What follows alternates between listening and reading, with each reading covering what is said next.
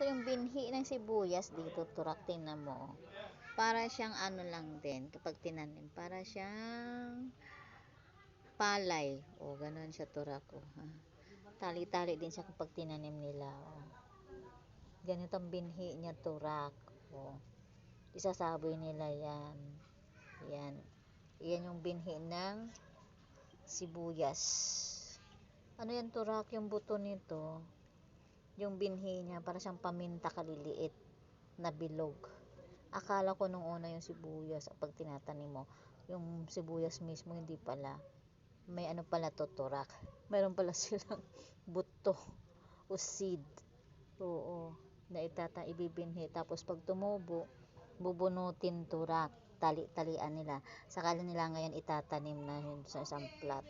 O, diba? Parang palay, turak. Pero sibuyas yan. Ayan. Ayan. Sibuyas yan, turak. Ayan. Ang binhi niya pa, yung buto niya parang paminta lang kaliliit. O, di ba? Parang palay lang din. Pag tumubo na siya ng ganito, turak, binubunot.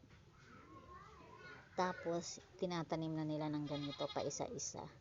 O, di ba taray? Ngayon ko lang nalaman na ang sibuyas pala may binhi, may buto.